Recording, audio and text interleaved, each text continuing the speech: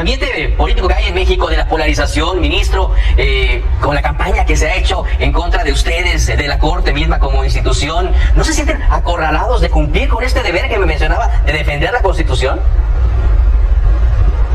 Yo sí te diría, pues, sobre todo a título personal, no puedo hablar por todas o por todos, pero yo creo que sí nos sentimos, yo te diría de alguna manera abrumados, porque es una enorme responsabilidad.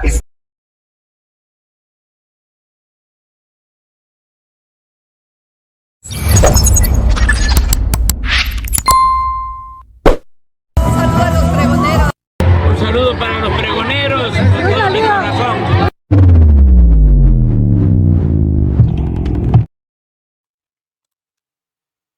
Amigos, bienvenidos a una nueva transmisión más a este su canal, Pregonero Informa, servidor Irving Rodríguez, transmitiéndoles desde el día de hoy. Nos seguimos encontrando en este miércoles 9 de octubre del 2024. Si nos estás viendo por primera vez, muchísimas gracias por tu tiempo y por tu espacio.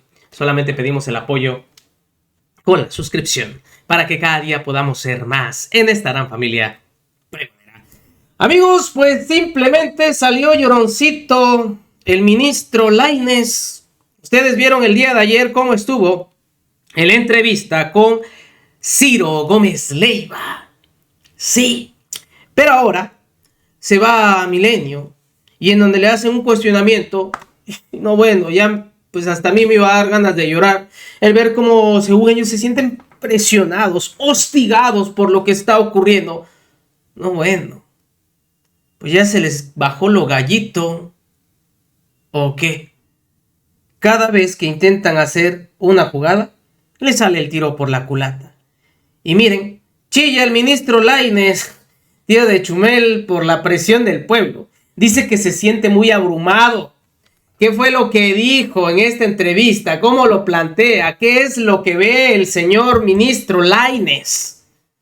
Escuchen ustedes de este pobre ministro, pobrecito, cómo le está pegando toda esta situación. Vean la entrevista y ustedes comenten al respecto. En vista de toda la información que estábamos viendo, que está viendo nuestro auditorio, ¿en qué fase se encuentra la Suprema Corte de Justicia de la Nación respecto a la reforma judicial? Ayer se turnó un proyecto a uno de los ministros. ¿En qué consiste esto? Mira, Carlos, es que la cuestión es que lógicamente están llegando al Poder Judicial vía amparo y a la Suprema Corte por otras vías distintas impugnaciones. Acuérdate que las impugnaciones pues, pueden ser distintas según la vía. Puede ser una acción de inconstitucionalidad, puede ser controversia. Entonces, están en los juicios de amparo, que no son exclusivos de la Suprema Corte, al contrario, se inician en los juzgados de distrito. Entonces, en la Suprema Corte de Justicia tenemos la solicitud o procedimiento que resolvimos o estuvimos resolviendo en estos días pasados de si es posible, conforme a al artículo 11 de la Ley Orgánica, que la Corte revise la constitucionalidad de la reforma. Eso, como tú viste, lo que la Corte ha decidido ahorita, no ha dicho si es posible mediante ese artículo o no es posible. Entonces se turna a un ministro ponente o ministra ponente para que haga un estudio y proponga si esa puede ser una vía. Las otras vías, pues las tenemos que recibir, la tiene que recibir Presidencia y tramitar como se tramita cualquier controversia. Entiendo que están llegando de partidos políticos, por ejemplo, algunas controversias constitucionales o de un gobernador o en fin, eso pues se tienen que turnar y se tienen que preparar proyectos y resolverse conforme a las facultades que tenga la Suprema Corte. Entonces sí está habiendo varios medios de impugnación, además de los juicios de amparo a los que el Poder Judicial en su conjunto, insisto, no es solamente la Suprema Corte, pues nos estamos enfrentando porque tenemos que atenderlos, no podemos desechar todo voluntariamente y procedente, porque hay que hacer un estudio en cada caso de si puede, en este caso la Suprema Corte de Justicia o no, analizar una reforma constitucional, en tu caso revertirla o confirmarla. Ahora, ministro, pareciera que por la aprobación de la reforma, tanto en Cámara de Diputados como en el Senado, como la validación que se dio en los congresos, más la publicación que ya se hizo en el Diario Oficial de la Federación. Pareciera como que esta corte que conocemos, pues ya no funcionaría. Hace muchos lo interpretaron como que ya no iba a funcionar, ya no iba a hacer trámites, ya no podía hacer nada en este tema, quizá en otros sí. Para que le quede claro también a nuestro auditorio, la actual corte está vigente y la actual corte puede puede tomar resoluciones, llevar a cabo la elaboración de proyectos y tomar resoluciones porque está todavía facultada. Es correcto. La propia reforma constitucional, como tú sabes, establece un régimen transitorio.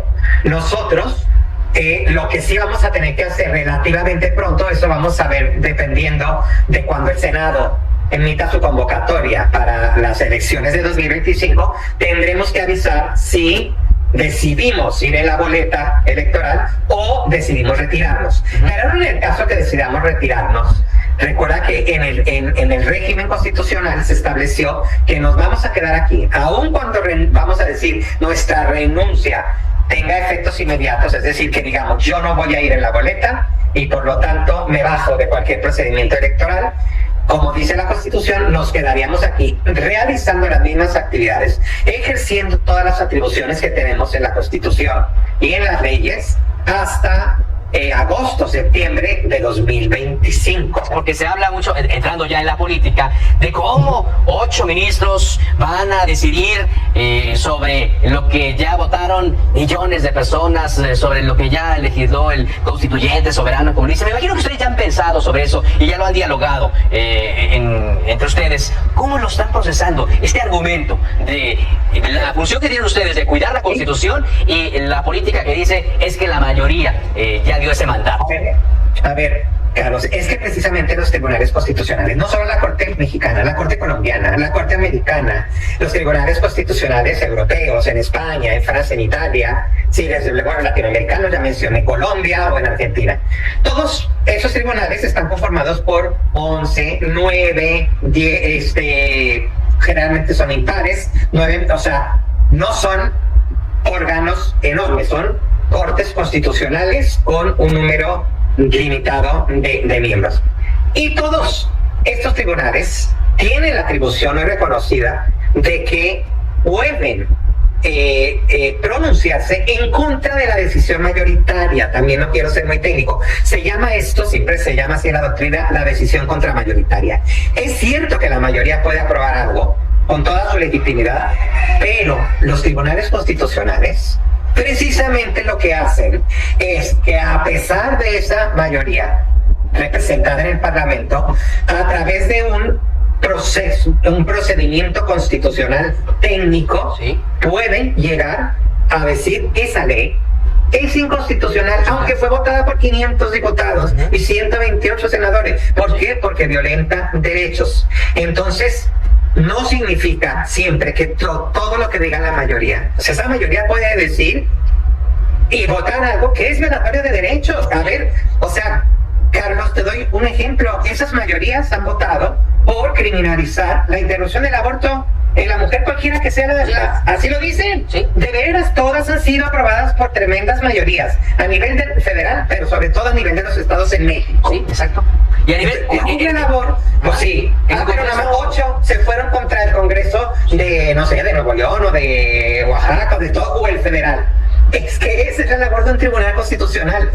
No se vale hoy decir cómo 8 pesan más que 500 o que 128. En medio del ambiente político que hay en México, de la polarización, ministro, con la campaña que se ha hecho en contra de ustedes, de la Corte misma como institución, ¿no se sienten acorralados de cumplir con este deber que me mencionaba de defender la Constitución? Yo sí te diría, pues, sobre todo a título personal, no puedo hablar por todas o por todos, pero yo creo que sí nos sentimos, yo te diría de alguna manera, abrumados, porque es una enorme responsabilidad. Estás además desarrollando en un contexto sumamente complicado y de polarización, donde además, pues el debate público, digamos, nos dejó rezagados, ¿sí me explico? O sea, acuérdate que cuando empieza todo esto, o este embate contra el Poder Judicial o contra la Suprema Corte, pues nosotros no estábamos acostumbrados a entrar al debate público Y eso pues nos rezagó un poco en cuanto a explicar a la ciudadanía exactamente de dónde venimos y exactamente qué hacemos. Entonces, lógicamente estamos en un sistema complejo porque hoy en día pues todo se presta como lo que pasó la semana pasada con el asunto que solo lo que votamos, fíjate cómo se manejó, Carlos, de inmediato. La Corte decidió revisar, esto es un golpe de Estado, cuando la Corte decidió la semana pasada, y ayer lo completamos, es que se tramite, no que se deseche por notoriamente improcedente. Dijimos, no, notoriamente improcedente no es. Vamos a analizarlo, que se turne a una ministra o ministro y se haga un proyecto, vamos a analizarlo. Y viste cómo nos fue en medios, y viste cómo, digo, hasta propuestas de juicio político y todo. ¿Sí? Para contestar entonces tu pregunta, sí estamos en un contexto muy complejo, pero pues aquí nos tocó vivir y tenemos que seguir adelante, al menos hasta si todo se avanza como previsto. Pues no sé si ya en 2025 tengamos que irnos y llegarán nuevas y nuevas. Exacto. Finalmente, le preguntaría, ministro, en medio de todo esto que están viviendo, hay desacatos también a resoluciones de jueces, hay desacatos que tribunales, colegiados incluso están haciendo. ¿En medio de qué nos encontramos? Porque regreso a la pregunta que le decía hace rato, pareciera que ya pues, no se quiere hacer caso, y no es que no se quiera hacer caso, es que no se quiere cumplir la ley. Y mientras por un lado, acciones como la que usted me menciona son calificadas de golpe de Estado, golpe aguado, etcétera, del otro lado, pues se hacen de la vista gorda al no cumplir con suspensiones y resoluciones. Y hay quienes hablan ya de una crisis constitucional. Ahí junto a estas dos preguntas, antes de despedirnos, ¿qué opinión le merecen estas dos cosas? Mira, yo sí creo que es sumamente, no puedo negar, sumamente preocupante el que efectivamente ya cualquier decisión de cualquier nivel jurisdiccional no se esté tomando en cuenta como válida. Eso es gravísimo, independientemente de que puede ser inclusive delito. Yo no quiero amenazar a nadie de ninguna manera, pero lo es, ¿sí me explico? Es sumamente preocupante, y te voy a decir por qué. Porque si empieza esta mayoría digamos, calificada, incluso en el Parlamento, en nuestro Congreso, a considerar que porque son mayoría ya no hay que obedecer, Carlos, esto es muy grave, porque olvidémonos un poco de este tema de la reforma judicial. Eso va a suceder en otros temas y afecten todavía más directamente a la ciudadanía. Sí, cuando digan, no, bueno, pues yo puedo desobedecer una suspensión en una expropiación indebida, en el retiro de una concesión de manera ilegal, si me explico, la privación de un servicio público también de manera... Y entonces, acuérdate que no es nuevo. O sea, esta Suprema Corte ordenó, por ejemplo, y le dijo al Senado, tienes que nombrar a los miembros que faltan del INAI, ¿no? Del INAI no puedes tener ese órgano constitucional autónomo así, y no cumplieron tampoco. Entonces, creo que se está haciendo como muy normal, o pretendiendo ser normal, el decir es que pues si la mayoría decide, eso nunca puede ser constitucional, Carlos. Entonces a mí sí me preocupa. Yo no sé si estemos llegando, y no quiero ser alarmista, decir que ya estamos en medio de una crisis constitucional. Yo espero que no sea así, pero sí hay que subrayar lo que tú estás diciendo, porque a mí sí me parece preocupante, porque no ha sido únicamente en el tema de la reforma, ya venían incumplimientos como este que te di, sí, donde se dijo, tienes que hacer esto, y no se hizo. Entonces ya el argumento de que somos mayoría, con la legitimidad que nadie niega, y entonces podemos oponernos a esas decisiones, sí, me parece que para México no es bueno, ni para los ciudadanos y los ciudadanos, porque un día ya no van a ser esos temas, que si se quedan a ser ministros, van a ser otros temas. Exactamente. Muchas gracias por platicar con nosotros, ministro, y pues atentos a lo que pueda ocurrir en los siguientes días. Muy amable, ministro. Muchas gracias, Carlos. Ay, Dios mío. Pues, ¿cómo la ven? Esos son los argumentos nuevamente de este ministro Lainez.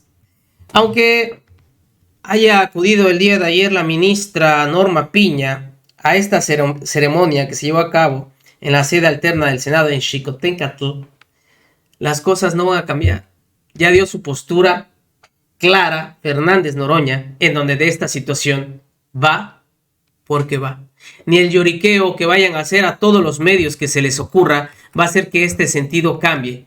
Hay una decisión que se tomó, no ahorita, el 2 de junio de manera oficial. Ahí sí lo podemos decir. De manera oficial, el 2 de junio decidió la ciudadanía si querían las reformas que se estaban planteando por parte de la doctora Claudia Sheinbaum o no. Entonces, hey, el poder emana del pueblo. Que no se les olvide. Nos vemos, que sigan pasando un excelente día. Servidor Irún Rodríguez transmitiéndoles desde su canal. Recuerden, la información está ahí y depende de todos nosotros el pregonarla. Nos vemos en una siguiente emisión.